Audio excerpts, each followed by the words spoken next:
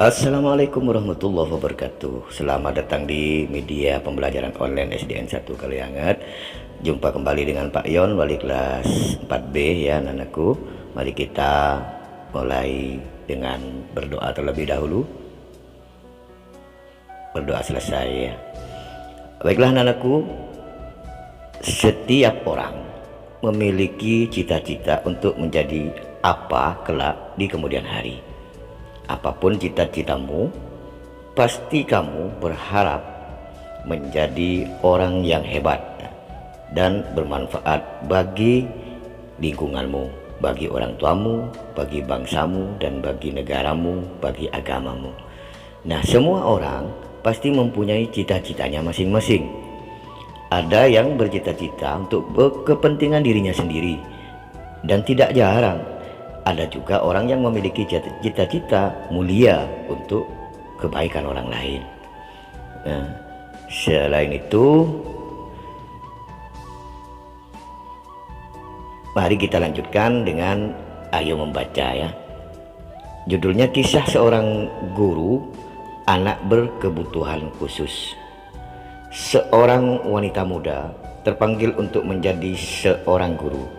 Bukan sembarang guru, melainkan guru bagi anak-anak berkebutuhan khusus.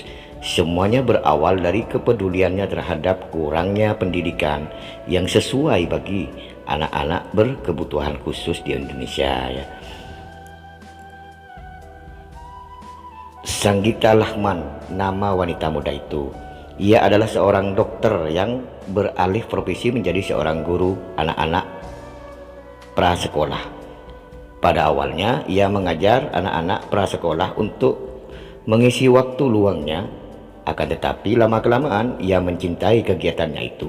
Baginya mengajar anak-anak prasekolah membuatnya mengerti tumbuh kembang anak yang akan mempengaruhinya saat mereka dewasa kelak.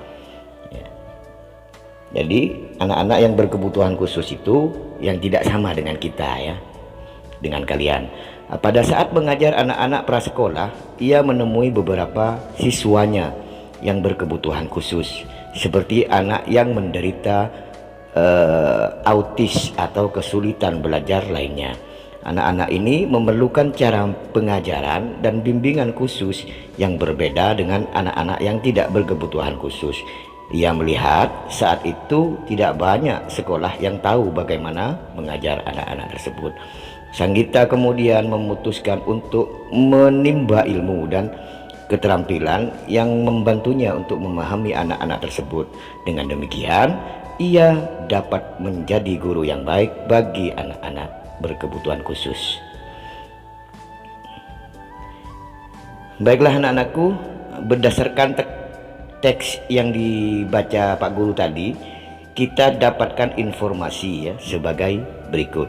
Mendapatkan informasi sebagai berikut. 1. Sanggita Lahman adalah seorang dokter yang beralih profesi menjadi seorang guru anak-anak prasekolah. Pra itu sebelum sekolah, itu sekolah, jadi sebelum sekolah.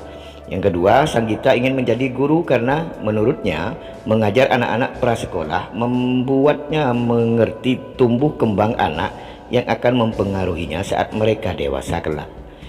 Yang ketiga, sikap yang ditunjukkan oleh Sanggita untuk menjadi guru yang baik adalah kesabaran dalam membimbing siswa berkebutuhan khusus dan mengalami kesulitan belajar. Jadi ada 3 ya informasi yang dapat, ada 4 ya.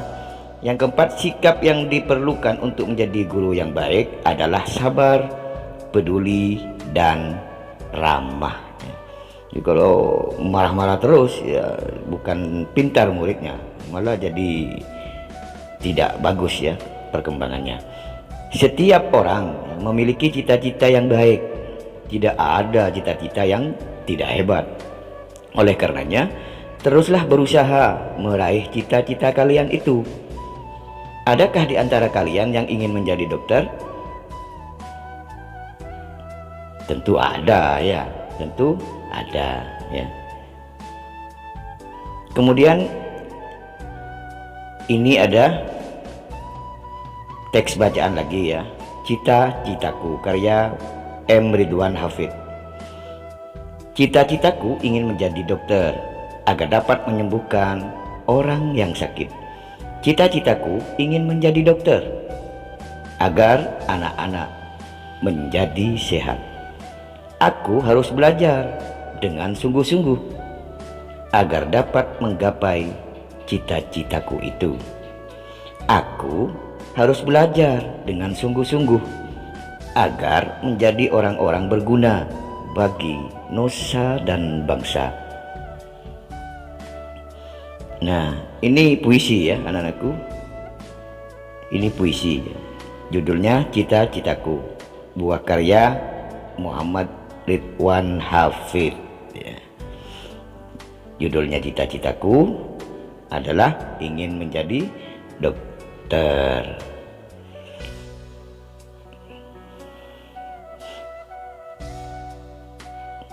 Tentu di antara kalian bukan tidak mungkin punya cita-cita menjadi dokter. Nah, cita-cita kalian itu perlu kalian wujudkan, perlu kalian buktikan. Nanti caranya bagaimana? Dengan rajin belajar seperti yang ada di puisi barusan ini yang Pak Guru bacakan. Aku harus belajar dengan sungguh-sungguh ya agar dapat menggapai cita-citaku itu. Jadi caranya untuk menggapai cita-cita, mewujudkan cita-cita kamu, baik yang mau jadi dokter, yang mau jadi guru, polisi, tentara, dosen, dan lain sebagainya, itu bisa kamu wujudkan. Nah, kamu capai cita-cita kalian itu dengan rajin belajar ya. Nah, karena saat ini saat pandemi ya COVID-19, kalian masih harus belajar di rumah, maka kalian harus taati dan patuhi petunjuk dan perintah orang tua kalian, bapak dan ibu kalian yang membesarkan kalian, yang pertama-tama kali mendidik kalian di rumah sebagai guru kalian yang pertama. Baiklah anak-anakku ya, Pak Yon kasih tugas di sini berdasarkan puisi yang dibacakan tadi. Jawablah pertanyaan berikut dengan tepat. Pertanyaan yang pertama, apa judul puisi tersebut? Yang kedua, siapakah yang membuat puisi tersebut? Karyanya siapa? Yang ketiga, bercerita tentang apakah puisi tersebut? Yang keempat, apakah yang membedakan puisi tersebut dengan bacaan sebelumnya? Nah, itu ya anak-anakku tugas kalian. Kalian tugas di buku tulisnya ya, di buku tugasnya. Nanti kalau sudah selesai subtema 2, kalian kumpulkan seperti pada subtema 1. Tidak harus hari Sabtu, pokoknya selesai sampai pembelajaran 6 kalian kumpulkan ke sekolah ya untuk mendapatkan nilai ya. Mari kita perhatikan ya. Ini adalah profesi ya, profesi sebagai dokter hewan. Apakah dari kalian tidak ada yang mau jadi dokter hewan?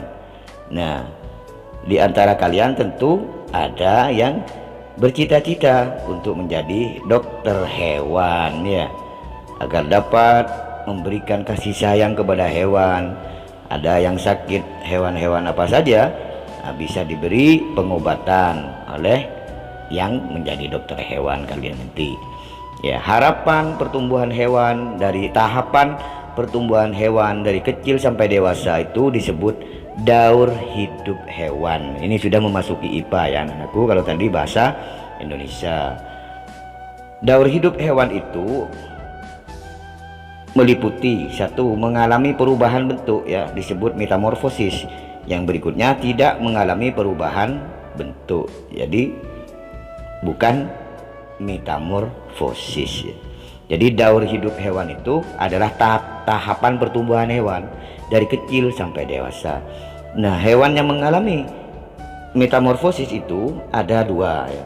Seperti di tema 1 sudah ada ya, metamorfosis sempurna dan metamorfosis tidak sempurna. Setelah menetas yang sempurna ya, metamorfosis, bentuk tubuh sangat berbeda dari induknya setelah menetas ya. Kemudian yang metamorfosis tidak sempurna itu setelah menetas, bentuk tubuh mirip dengan induknya. Jadi perbedaannya, kalau yang metamorfosis sempurna itu setelah menetas bentuk tubuhnya sangat berbeda dari induknya. Yang tidak sempurna itu tubuhnya mirip saja, mirip dengan induknya. Yang tidak mengalami metamorfosis itu banyak contohnya ya. Di buku tema 6 bisa kalian buka sendiri, bisa kalian pelajari dan baca. Itulah gunanya diberi pinjaman buku oleh sekolah. Nah, mari kita lanjut anak-anakku tentang daur hidup kata ya. Perhatikan skemanya ya. Itu daur hidup kata. Dari telur menjadi apa itu? Berikutnya ada panah lagi, berudu dan lain sebagainya ya. Nah, setelah menetas telurnya itu kurang lebih 10 hari ya. Telur itu 10 hari baru bisa menetas menjadi berudu yang hidup di air juga, memiliki insang seperti ikan, bisa bernafas ya. Kemudian 3 minggu kemudian insang pada kulit akan tertutup, insangnya tertutup ya. Jadi tidak punya insang lagi setelah 3 minggu. Setelah itu pada usia 8 minggu berudu berkaki ya, berubah menjadi kata yang berekor. Setelah itu baru kemudian menjadi kata dewasa ya. Itu daur hidup kata. Selanjutnya adalah daur hidup kecoa ya. Di buku ada ya anak-anakku, di buku ada, bisa kalian lihat di buku kalau kurang jelas ya penjelasan dari Pak Guru ya. Kecoa dewasa ya akan bertelur ya. Kemudian setelah beberapa hari, berapa lama telur kecoa akan berubah menjadi kecoa muda yang disebut nimfa ya. Kemudian bentuk nimfa itu mirip dengan kecoa dewasa ya, hanya warna kulitnya yang berbeda. Nimfa beberapa kali mengalami pergantian kulit ya, mengalami pergantian kulit ya. Di buku ada ya, perhatikan di buku. Kemudian sekarang daur hidup capung. Kalau orang sini bilang itu seset capung itu ya. Capung itu ketika telur capung menetas, ia menjadi capung muda yang disebut nimfa juga, sama seperti yang tadi kecoa nimfa ya. Setelah kurang lebih selanjutnya itu kalian bisa lihat di buku ya. Kemudian selanjutnya daur hidup nyamuk ya anak-anakku. Ini serangga ini ya. Ini gambarnya seperti ini ya. Ketika telur menetas, ia berubah menjadi jentik atau tampayak ya, lempayak. Setelah cukup umur, tempayak itu berubah menjadi pupa ya. Setelah beberapa kali berubah menjadi nyamuk muda ya. Sekarang kembali ya, kalian mengerjakan tugas di buku ada ini ya. Kalian lihat sendiri yang sama tugasnya dengan ini. Carilah informasi mengenai daur hidup hewan-hewan berikut ini. Kemudian kelompokkan hewan mana saja yang mengalami metamorfosis sempurna, yang mengalami metamorfosis tidak sempurna, dan hewan yang tidak mengalami metamorfosis. Kamu kelompokkan, kamu cari mana hewan-hewan yang tidak mengalami metamorfosis dan yang mengalami metamorfosis. Ini nama-nama hewannya ada di bawah ini, di tabel berikut di bawahnya itu ya. Kambing, kucing, ayam, kadal, anjing, ular, belalang, kecoa, katak, kupu-kupu ya, nyamuk, capung. Itu kalian kelompokkan yang mana yang mengalami metamorfosis sempurna, yang mengalami metamorfosis tidak sempurna, dan yang tidak mengalami metamorfosis. Itu saja ya. Demikianlah materi pelajaran kita pada hari ini ya anak-anakku, bersama Pak Yon wali kelas kalian. Apapun cita-cita kalian, persiapkanlah diri kalian sejak saat ini agar kalian bisa menggapainya. Tidak bisa orang lain untuk menggapai cita-citamu kecuali kamu sendiri menggapainya ya. Mintalah ridho kepada orang tuamu, terutama kepada ibumu, karena ridho Allah itu ridha kedua orang tuamu. Ya, sampai jumpa lagi pada kesempatan berikutnya. Mohon maaf. Wassalamualaikum warahmatullahi wabarakatuh.